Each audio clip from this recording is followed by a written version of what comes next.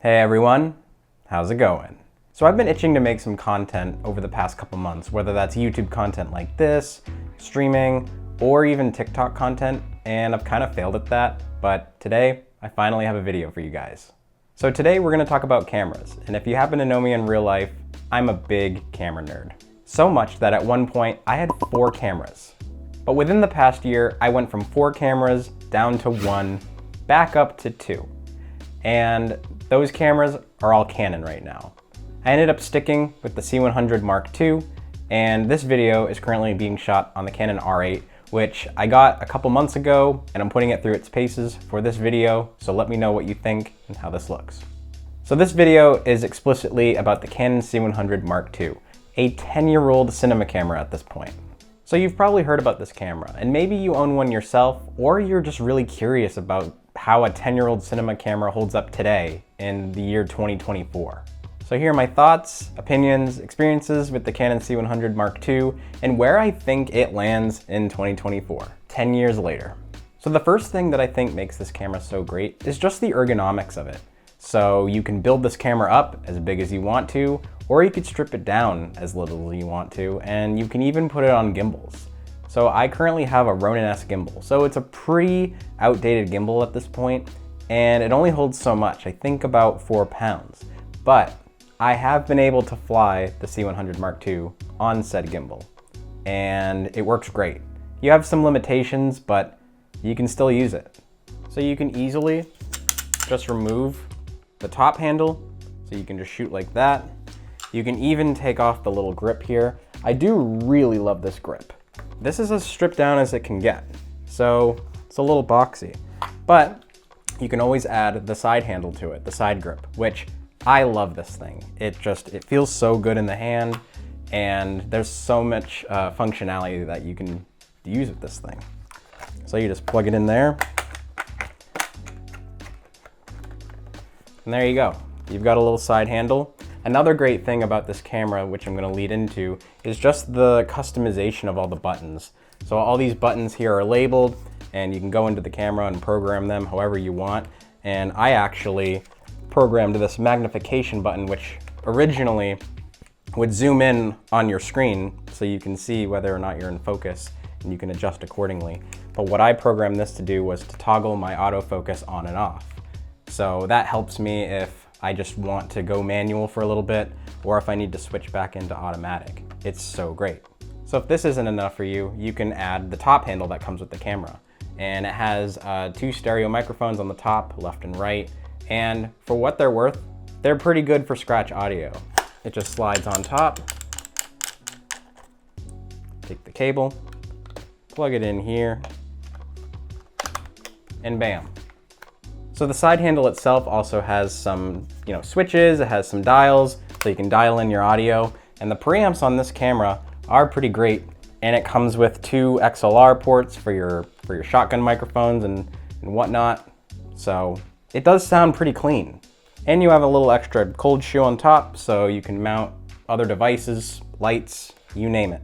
Another great pro is that this camera has built-in NDs, so you don't have to go out and buy polarizers and ND filters that you can screw onto your lens.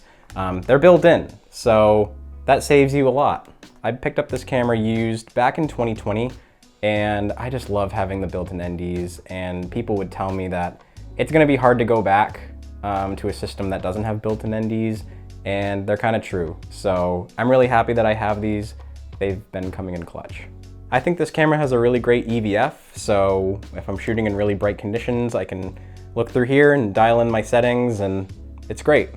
So I've mentioned before, this camera came out in 2014. It's 10 years old, and over the past 10 years, I haven't seen any camera do this since, and that is the 270-degree flip screen. So you can flip the screen out normally for your view, you can flip it around so you can see yourself, or you can put it on the side. So if you have a camera assistant that needs to operate the camera from the side, you've got that covered. I just think in general, I think Canon has the best sort of flip out screen designs. I don't like the ones that only flip vertical. I love having something where you can flip it out like this, and not saying that Canon is the only one that does that, but it seems like most of their cameras have a flip out screen like this, and I I love that. So just looking at this camera from the outside, I mean, there's a lot to love here. You've got the modularity, you can take the handles off, you can build it up or as small as you want. You have a bunch of tactile buttons on the outside and they're all programmable. You've got built-in NDs, you've got a great EVF, and you've got a really cool flip out screen. And that's saying something for a 10-year-old camera. Another great feature that you would expect from a camera like this is having great color science. This camera has C-Log built into it, so you can shoot in a nice flat log profile. It also has another mode called Wide DR, which I honestly find myself shooting in a lot more than C-Log itself. I still get the dynamic range that I want out of this camera in Wide DR, and the great thing about this color profile is that it's basically ready to go straight out of camera, but I always adjust it a little bit, you know, adjust my contrast, my highlights, my shadows, all that sorts of stuff. I'm not a big colorist, so it saves me a lot of time when I have client projects that have really short turnaround dates, and I can just throw it in my editor, get it out, and they're happy with how it looks. But you also have the option, again, of shooting in C-Log. So it's a much flatter color profile. You're gonna be doing a bit more work in post to get the color grade and everything that you want, but having that option in a camera that doesn't shoot RAW or any fancy codecs is great. So back in 2022, I primarily shot a wedding on the Canon R5C, and I had my C100 Mark II as a B cam, and I had both cameras shooting in Wide DR, and you really can't even tell the difference. Like, the color science is still so great that I can match these two cameras that are years apart. I just love that I can match cameras so easily. Back when I was shooting with the GH4 and the G7, and then mixing that with Canon footage, it was much tougher to kind of match different camera systems. But if you're shooting Canon and Canon, you're shooting Wide DR or C-Log, you're gonna have so much less headache matching them in post. This leads me to my third pro, which that this camera has really low file sizes and the image still looks so good. So the C100 Mark II, it technically is a 4K camera. It shoots 4K and then internally it downscales the footage to 1080p. So the 1080p footage that you're getting is much sharper than your average 1080p camera at the time. So the Canon C100 also maxes out at 35 megabits per second when you're shooting at 1080 60 frames per second. So the bit rates are low on this camera. You know, this camera's from 10 years ago. So cameras at the time weren't really shooting that high, or they were beginning to. Like the GH4 came out around that time in 2014. So that camera was definitely packing higher bit rates, but the bit rates on this camera are low. But even just looking at the footage today, like, there is not much difference. Like, it gets by. And that's another thing that I love about this camera, is that I get a great image and I'm not blowing through hard drives just to store the footage. I could shoot 20 million hours on this camera and everything just looks great. It doesn't look bad, in my opinion, and it's just a cost saver. So personally, that's huge for me. If I'm able to get a great looking image out of a camera and I'm not blowing through hard drives, that is a major plus. Along with that, this camera has dual card slots, so I can do one of two things. I can either just shoot on one card, and once that card fills up, it goes over to the other card and I'm covered, or I can do relay recording, so I'm basically recording simultaneously on both cards, and just as a redundancy, a backup situation. The battery life on this camera is also really incredible. I can go through a full day shoot on basically one standard battery that this camera takes, but I have 3 just in case, so that's easily a full day's shoot on this camera. This camera also has all the modern video tools that you need, like zebras, peaking, histograms, scopes, all that sorts of stuff. So you know that your image is in focus and it's well exposed and all that sorts of stuff.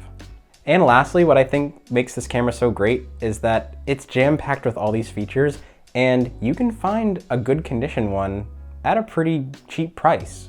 Like I said before, back in 2020, I picked up my C100 Mark II and I got it for $2,000, and it had about, I think, 60 hours of use time on it. So it was gently used, and I think that was a really great deal because I've already made my money back on it.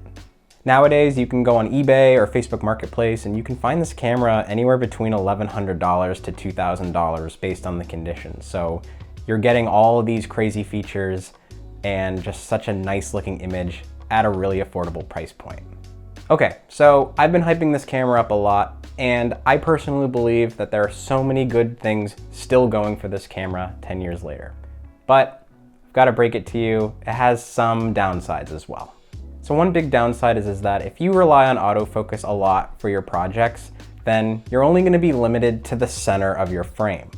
Just like this R8, I can go over here, I can go over here, and I'm still in focus. This camera, and a lot of cameras like it nowadays have face detection, eye detection, so your subjects are usually going to be in focus. But with the C100, it's only in the center, so you're going to have to frame accordingly. There is a workaround to that if you're willing to invest some money into a small list of lenses that actually do allow for face detection on the C100. I'll have those listed here.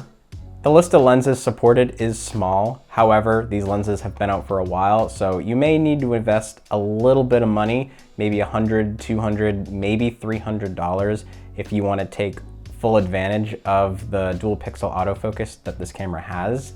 But personally, I wouldn't really want to invest in these lenses in order to just get face detection. The second downside of this camera is something that I've already talked about, and it's just that this camera has lower bit rates. Cameras nowadays have much higher bit rates, and you can get a lot more detail out of them.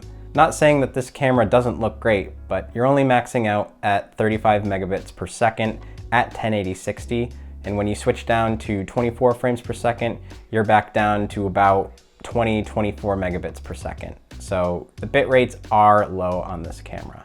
Next, this camera only shoots in 8-bit color. So a lot of cameras nowadays, they shoot in 10-bit, 12-bit color. So if you're big into coloring, you're able to pull a lot of detail from your midtones, your highlights, your shadows, and all that sorts of stuff. So this camera only shoots in 8-bit. There's only so much that you can do with these files. So lastly, this is a 1080p camera. It's not 4K. Technically, it does shoot a 4K image, and it downscales it internally to 1080p. It's very, very nice 1080p, but if you're looking for a 4K camera, then the C100 isn't it. Okay, so I've got the good out of the way, the bad out of the way, and now I'm faced with the question, is this camera still worth it in 2024? I honestly think yes. I think this camera packs in a lot of features that a lot of modern cameras are implementing today, and this thing did it 10 years ago. I've personally shot some of my best work on the C100 Mark II, and I just love shooting with this camera. I'm often shooting by myself or with a very small crew, so I'm able to get everything that I need out of this camera. There's something about the look of this camera. I really can't describe it, but it's just a nice, warm, and kind of nostalgic feeling. And it matches with a lot of systems today, and it still seems really cinematic to me. So maybe you don't have a C100 Mark II, but you have a limited budget, and maybe you're considering getting one. So who would I recommend this camera to? I would totally recommend this camera to someone who aspires to be a cinematographer or just wants to step up from a DSLR. I think the ideal person would also have a lot of Canon EF glass still lying around. Canon RF system has been out for a good while, but I still personally have a lot of EF glass, and I love to pair it with the C100 Mark II. It all works so seamlessly. I'd recommend this to someone who doesn't care about the bit rates and 4K and the highest resolution. I think I would recommend this to someone who really just wants to shoot. 1080 isn't a problem. Maybe you're producing web content, maybe you're making YouTube videos. I'd say this camera is perfect for that. I personally wouldn't recommend this camera if you are shooting much larger projects that require the resolution to do so. So if you're shooting 4K, 6K, 8K, you're shooting for a screen, you're shooting for really, really impressive clients, I wouldn't recommend this camera. It's clearly outdated.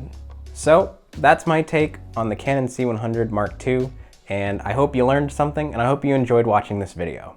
Let me know your thoughts in the comments down below. Do you agree with what I said? Do you disagree? Are you shooting with the C100 Mark II in 2024 like myself? I'd love to know down in the comments below. I'd love to start making more camera-related and filmmaking-related videos on this channel. It's just a matter of finding great ideas that I can make. So if that's something that you're also interested in, leave a like down below and subscribe to the channel. I'm almost at 4,000 subscribers. I think We're at 3,800, so help me get there. Thank you guys for watching, if you made it all the way to the end of this video, and see you again next time.